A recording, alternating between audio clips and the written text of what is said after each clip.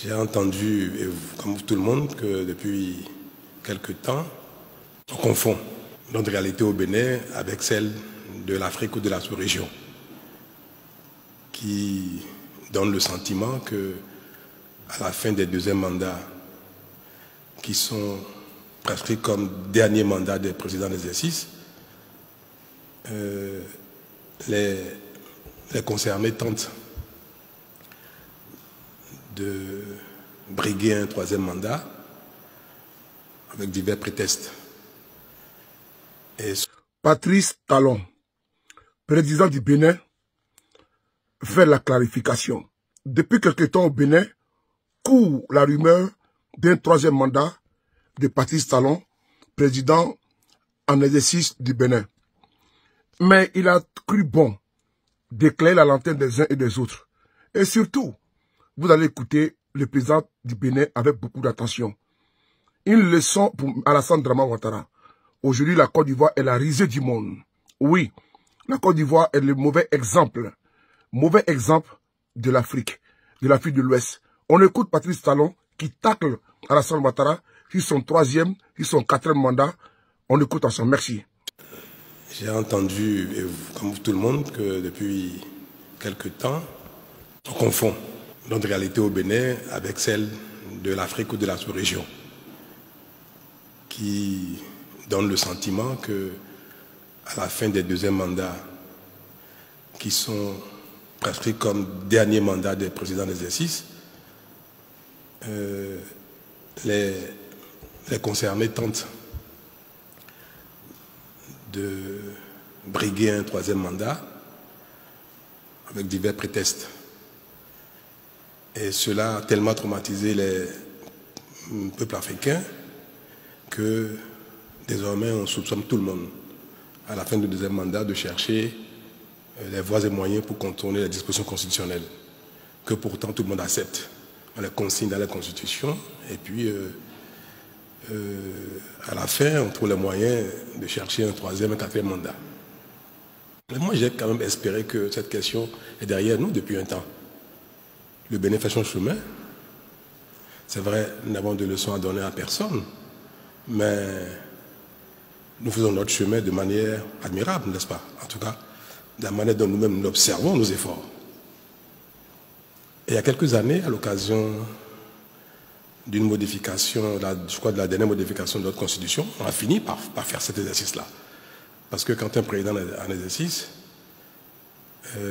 il lui est pratiquement interdit de toucher la Constitution, quel que soit le motif, parce qu'on soupçonne de placer une virgule à tête de modification et puis de décréter que c'est une nouvelle Constitution ou une nouvelle République, pour remettre les compteurs à zéro, le compteur de décompte des mandats. Donc depuis 2019, nous avons espéré avoir réglé définitivement cette question-là au Bénin. Et à mon initiative, nous avons précisé dans la Constitution que nul ne peut de sa vie exercer plus de 2 mandats. Que la Constitution soit nouvelle. Qu'il s'agisse d'une nouvelle république. Qu'il s'agisse de quoi que ce soit. Aucun vivant au Bénin ne peut faire plus de 2 mandats en qualité de président de la République.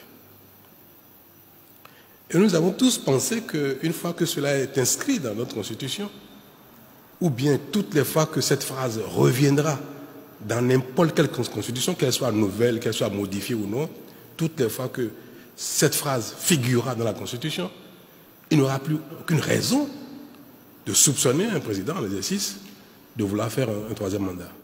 Et d'être passé pour être acquis. Puis, la fin de s'annonçant, on revient encore sur cette question, comme si cet acquis, cette phrase qui est dans la Constitution, comme si soit on s'apprête à l'évacuer, à le sortir de la Constitution, soit, même si elle demeure dans la Constitution, elle n'est plus suffisante pour nous apaiser sur cette question-là. C'est malheureux. Parce qu'en fait, ce sont les acteurs politiques qui agitent cela, juste pour se donner une raison d'exister, pour créer de la polémique, pour animer le débat politique avec un sujet qui en fait n'en est pas un. c'est dit. Patrice Talon a été très clair. Il n'y aura pas de troisième mandat au Bénin, ni de quatrième mandat. Les acrobaties utilisées par certains, comme Alassane Ouattara en Côte d'Ivoire, pour s'imposer et nous faire comprendre qu'il est dans un premier mandat de la Troisième République et qu'il veut faire un quatrième mandat, ça ne se passera pas au Bénin. Tout le monde est situé et sait respecter son peuple. Aucun dictateur n'a d'adversaire à sa taille tant que le peuple ne relève pas le défi. C'est François Mitterrand qui a écrit ça, l'ancien président français, dans un de ses bouquins, Coup d'État permanent. Alassane Ouattara est un putschiste notoire. En Côte d'Ivoire, on nous fait comprendre qu'on est dans un premier mandat de la Troisième République. Ce discours loufoque, laconique, ce discours ubiesque, cette analyse, comment dire, difforme, spécieux, de certains constitutionnalistes de Côte d'Ivoire, qui n'ont pas hésité à nous faire comprendre ici. Je prends le cas de Cissé Ibrahim Bakongo, qui a dit à la face du monde que M. Alassane Ouattara ne pouvait pas faire un troisième mandat. Et vous avez vu que M. Cissé Bakongo, devant toutes les chaînes de télévision et de radio, a affirmé et réaffirmé devant la face du monde, mais ce monsieur s'est renié, il s'est dédié. Aucun dictateur n'a d'adversaire à sa taille tant que le peuple ne relève pas les défis. En Côte d'Ivoire, en 2020, le peuple ivoirien a relevé le défi. Alassane Ouattara et sa bande n'ont pas hésité à massacrer le peuple de Côte d'Ivoire pour s'imposer. La team, vous venez d'écouter cette vidéo du président du Bénin. Et c'est ça. Ici, le président du Bénin est en train d'expliquer une situation qui est maintenant récurrente en Afrique, mais précisément en Côte d'Ivoire. L'évolution des pays, c'est de changer leur constitution. Si des présidents faisaient avant 1, 2, 3, voire 4 mandats, c'est parce que la constitution leur permettait de faire cela et c'était donc une excuse.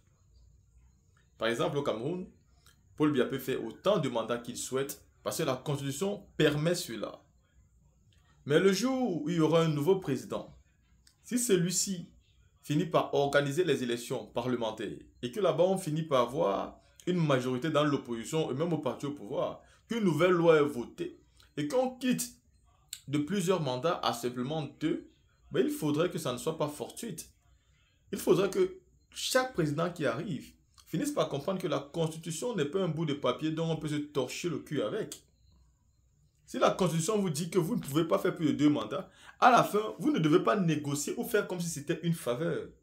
C'est quand un pays n'est pas développé, qu'un président pense que s'il ne fait pas un deuxième mandat, un troisième mandat, c'est qu'il est en train de faire une faveur à son peuple. Mais dans des pays développés, vous avez l'obligation de faire seulement 2 mandats. Dès que le troisième arrive, ce n'est même plus un débat. C'est naturellement que vous allez quitter, parce que vous n'avez pas d'autre option, d'autre choix. Même au Bénin, le fait même de parler de la sorte et d'expliquer ça est même déjà un manque de respect. Mais c'est bien parce que le président ici fait une clarification. Il dit qu'il est différent des autres. Mais là encore, nous allons voir au moment venu.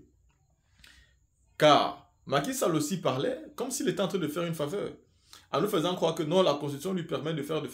Mais finalement, Macky Sall est parti. Ce n'est pas le cas chez Alassane Dramane Ouattara. Alassane Ouattara sera encore de plus en plus isolé. Parce qu'il est en train de prouver à suffisance qu'il n'est pas un président démocrate. Tous les nouveaux dirigeants de l'Afrique, de l'Ouest surtout, sont en train de comprendre qu'ils ont mal fait de se mettre à ses côtés pour mener un combat contre les pays de l'AES. C'est le pire. Parce qu'eux, ils sont en train de quitter le fauteuil présidentiel. Mais lui, il veut rester dans les sales besoins et continuer. Il nous a expliqué dernièrement qu'il se sent en forme, il se sent rajeuni et prêt à servir son pays. Donc il veut encore faire un 4e mandat. Patrice Talon vient donc de tacler M. Ouattara en lui disant que non. On n'est pas obligé de faire un 3e mandat, un 4e mandat quand la Constitution nous interdit cela. On est obligé de ne plus en faire. Et il expliquait que lui, dans son pays, ce n'est pas comme ça que ça va se passer. La Constitution a dit, la Constitution sera respectée. Ça ne doit même plus être même un débat dans l'opposition. L'opposition ne devait même pas faire de ça un souci. Ça devait être le dernier souci de l'opposition. Mais le problème, c'est un problème dans l'opposition en Côte d'Ivoire parce que M. Ouattara a décidé de faire de la Constitution un papier dont on peut se moucher comme on veut. La Constitution ne permet pas à M. Ouattara de faire un 3e mandat, mais il l'a fait. Mais ce que je dis, c'est que imaginez-vous un autre président vient. Il vient faire la même chose. Qu'est-ce qu'on dira? Espérons que le prochain président qui arrivera en Côte d'Ivoire ne va pas se servir de la même Constitution. Il va se limiter au nombre de mandats ou alors clarifier cette constitution pour qu'elle ne soit plus jamais boycottée.